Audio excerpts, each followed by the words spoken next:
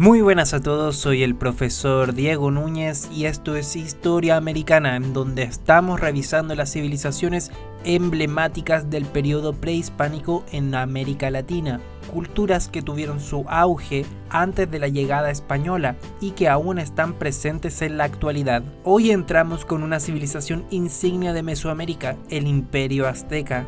Su conformación, su auge y su encuentro con los españoles, la sociedad azteca, su funcionamiento político, económico y social, y por último, cómo se manifiesta lo azteca en nuestros días. Sin más que decir, comenzamos.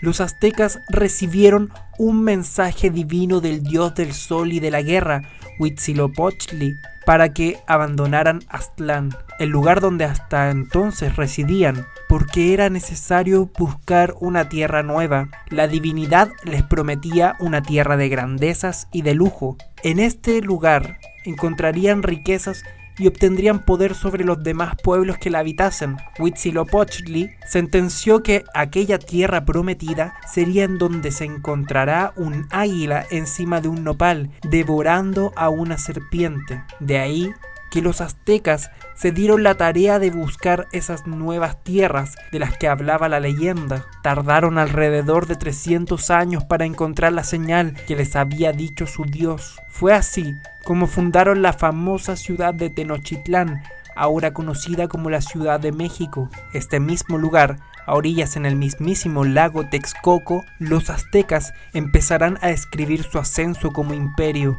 La cultura azteca se organizó políticamente como una triple alianza de 3 ciudades-estado que eran conocidas como Altepetl, Tenochtitlán, Texcoco y Tlacopan.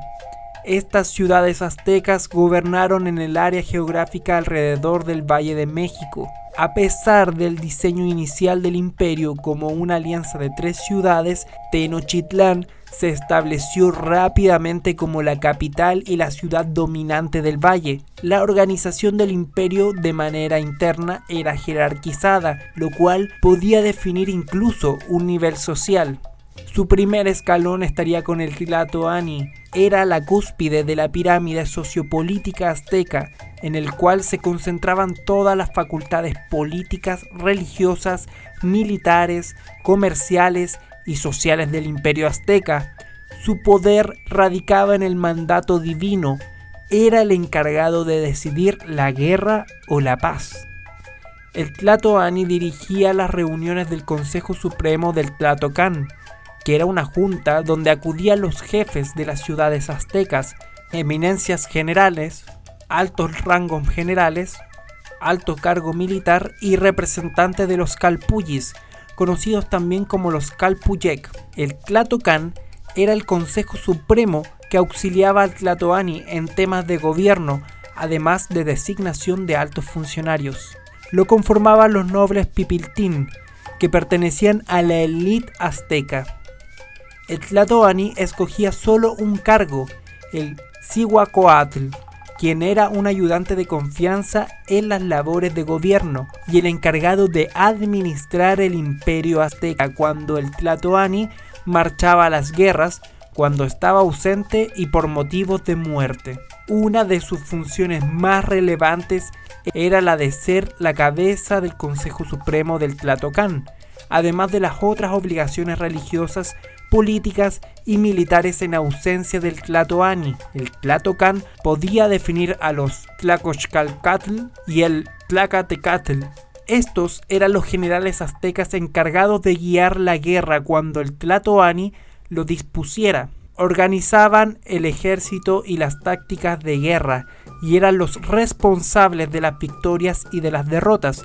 Muchas veces el cargo era un paso previo para convertirse en el futuro Tlatoani del imperio azteca. El poder judicial estaba dividido en tan solo 2 jueces de carácter religioso, Cuitzcahualtlaitlotac y Tizociahuacatl.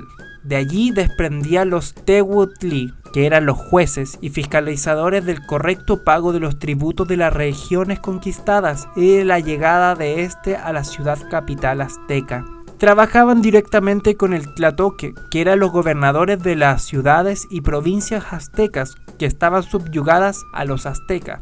Su manera de conquista era cruda, aplicaban el famoso Xochitlán o las guerras floridas, las cuales eran una guerra ritual propia del imperio azteca para someter y recolectar prisioneros con el fin de sacrificarlo a sus dioses. De esta manera se podían hacer ofrendas a los dioses en sequías o catástrofes, también incluso como sacrificio anual o para el bien de las cosechas y el comercio. En ámbitos económicos manejaban técnicas de cultivo y domesticación sumamente espléndidas. Su agricultura principalmente era en tierra, no obstante, también se desarrollaban chinampas, una especie de islotes artificiales para poder cultivar en el lago Texcoco.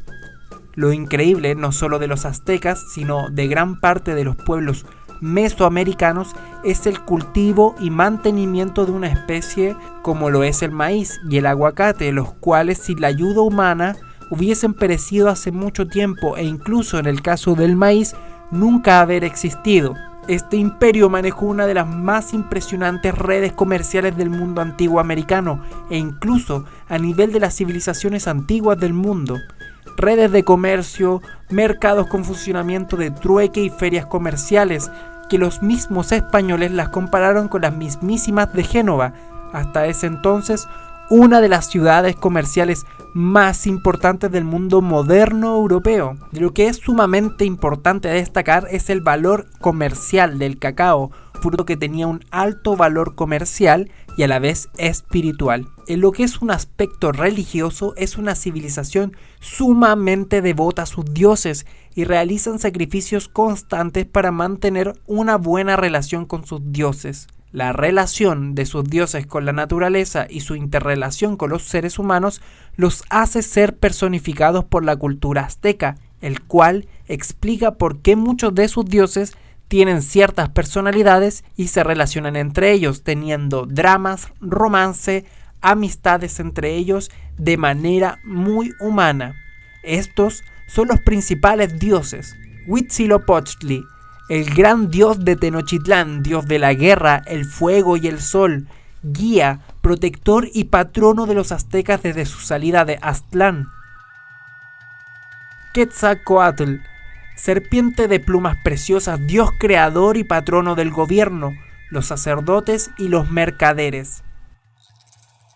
Tezcatlipoca, el espejo humeante, omnipotente dios de los gobernantes, hechiceros y guerreros, de la noche, dios de la muerte, de la discordia, el conflicto, la tentación y el cambio, daba y quitaba las riquezas y era el protector de los esclavos. Tlaloc, el que hace brotar a las cosas, licor de la tierra, grande y antiguo proveedor, y dios de la lluvia, la fertilidad y el rayo, uno de los 4 hijos de la pareja del dios creador y uno de los 4 soles aztecas. Xipetotec, dios de la primavera, la germinación de las semillas y la renovación de la vegetación, además de la fertilidad, era considerado el patrono de los orfebres. Xiuhtecutli, la personificación de la vida misma después de la muerte, la luz en la oscuridad y la comida en épocas de hambruna. Bueno, el imperio azteca recibió una invasión española ocurrida a inicios del siglo XVI. Aprovechó muchas de las falencias oportunas que se le dieron a los aztecas y que eran previsibles.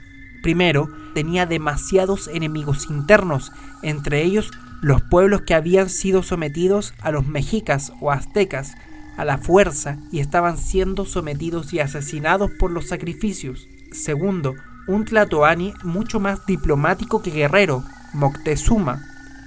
Tercero, la profecía de la religión azteca decía que Quetzalcóatl volvería hecho hombre. Estos factores, entre otros, facilitaron la invasión española a la maravillosa ciudad de Tenochtitlán. No obstante, su cultura actualmente está más viva que nunca. sus tradiciones chamánicas, comidas, música, vestimentas, lenguajes y bailes. Las tradiciones como el sacrificio humano no se practican en nuestros tiempos por lo obvio, pero las ofrendas hacia sus dioses, el sincretismo de esta cultura con la religión católica siguen más que vivas en los actuales habitantes de México. Fue el fin de la civilización azteca la llegada de los españoles, mas no de su cultura, ni menos la del resto de culturas de Mesoamérica.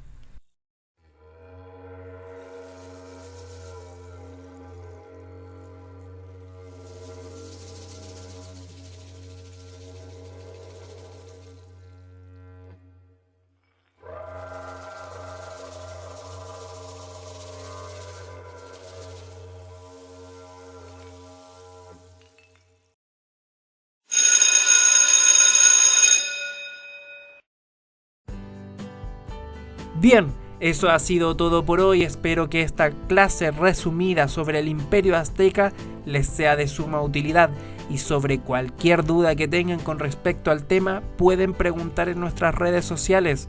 Trataremos de responder lo más rápido que nos sea posible. Bien, dejamos a continuación las dos preguntas de esta clase, que son: ¿cómo se hace presente la cultura azteca en la actualidad? ¿Dónde lo puedes ver? Y la segunda: ¿qué pros y contras tiene la dominación militar en un imperio? Eso ha sido todo por hoy. Los dejamos invitados ya para la última clase sobre la historia antigua de América, o historia precolombina, la cual se titulará Los Hijos del Sol, los Incas y el Tahuantinsuyo. Me despido por hoy. Esto fue Historia Americana. Soy el profesor Diego Núñez y pueden salir a recreo.